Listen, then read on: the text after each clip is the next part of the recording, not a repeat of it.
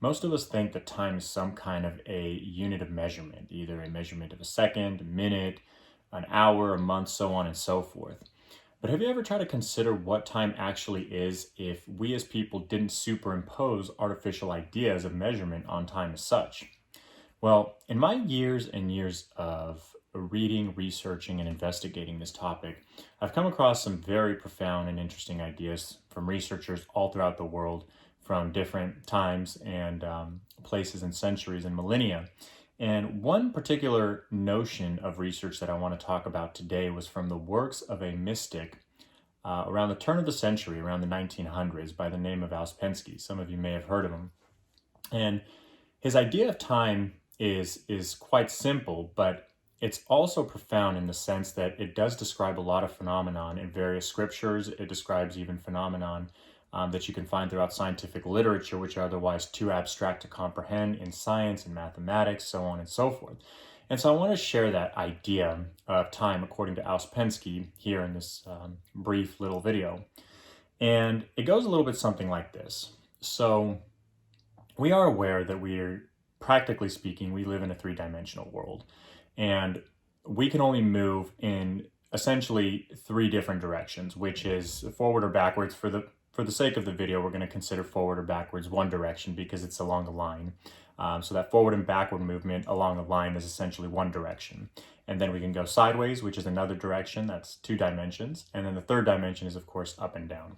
Anybody familiar with basic Cartesian geometry understands this notion, so it's not particularly hard. But when we try to expand that to the fourth dimension, especially fourth dimension of time, it starts getting a little bit abstract and tricky, but it's not as hard to imagine as you might think it is. And let me tell you why. So consider that we're here now, okay? And then 1 second later, we're still here. Another second, we're still here. So those are essentially increment intervals in which we can express the notion of time as occurring or as we experience it in our human mind. Now, we also know that we existed a second ago, a minute ago, an hour ago, a month ago, so on and so forth until we get all the way back to our place of birth. Now, what's interesting about this that I think a lot of us take for granted is the fact that we can say we existed a minute ago, but where did that minute go? Where did you, in that minute of the past, go?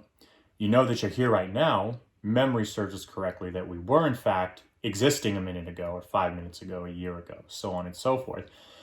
But where did it go? Because if I told you, or asked you rather, to pull up, go back to that minute or go back to that year, you couldn't do it. In your head you could, but physically you couldn't take your body back to that place where you were a minute ago or a year ago. Well, it suggests that in that context, that time is really just another dimension according to the three dimensions of space and time, or rather space in this case, because we know that we existed some time ago. We know that we existed a minute ago and 5 minutes ago and so on and so forth. And we know we're going to exist sometime in the near future, at least for the next couple of seconds, next couple of minutes, probably some of us, most of us, the next couple of days, next couple of months, so that we know that we have this duration, this measurement, this dimension, if you will, which is time, which is the fourth dimension, that we exist on a different plane in conjunction with these three planes of physical dimensions that we experience on a day-to-day basis. Now, here's where it gets kind of interesting. So with that idea about representing yourself or imagining yourself as these increments of both the past and the present and the now, try and do this as a mental exercise, as a contemplative exercise. Envision yourself as you were, say, 5 minutes ago, and then 1 day ago, and then a year ago, and maybe sometime when you were a child. So we have 4 increments of measurement. And now try to superimpose those together, and what kind of an image would you get?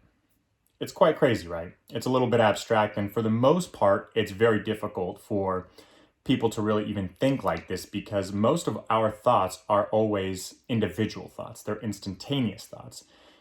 We as humans generally can't have comprehensive thoughts in terms of multitude of actions, meaning that we can't comprehend things simultaneously. We can only comprehend things as intervals sequential intervals essentially. But if I were to ask you to envision two events happening simultaneously, it's pretty tricky for most people. Now, this is where it gets kind of cool. In the yoga scriptures, which if you know me, you know that I've been a big researcher, or I'll just use the word researcher of the yoga and the Upanishad scriptures and the Rig Vedas and the Tantras. I've been studying them for well over 10 years, creeping up on 20 years actually. And this concept that I just described is essentially what the notion of the Linga Sharira in Tantric Buddhism is about. It's essentially your energy body. And it is the fourth dimension of your being, because this is a physical being. This is the one that we're used to animating and experiencing throughout our day-to-day world.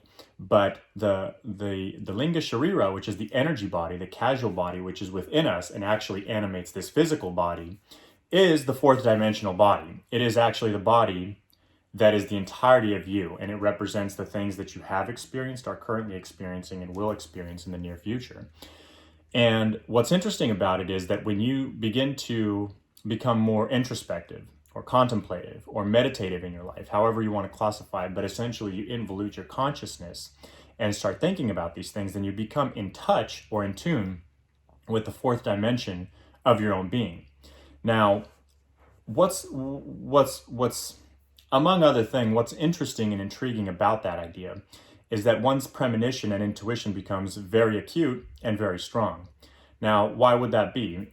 I have some theories about that I'll share with you right now. You can discard them if you want, but they are very interesting theories nonetheless.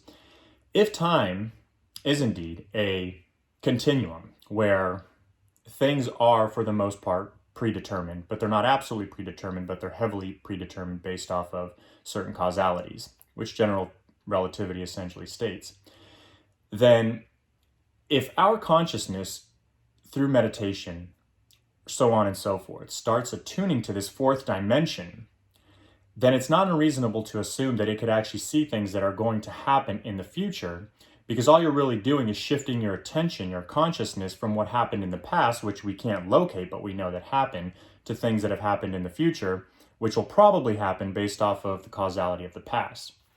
So let me leave you with this, guys. I'm going to leave you with a little challenge that I think will be fun for you guys to entertain. When you're alone or when you're in some place of peace and quiet, try to do this. Try to envision yourself as you are now, and then simultaneously envision yourself as you were, say, a year ago. Same place, same time. So you're trying to envision two simultaneous events happening concurrently. It's a challenge, but when your mind becomes accustomed to thinking like that, something happens to your being where you start being able to experience multiple things at the same time. And in my opinion, this is kind of the foundation of where ideas of superconsciousness come in, that the human mind, or even yourself and the human consciousness, can experience with a tremendous amount of practice. But that's for another video. I don't want to get too deep or too convoluted from the subject. This was just a brief introduction of the abstract notion and the quintessential nature of time. Hope you enjoyed it.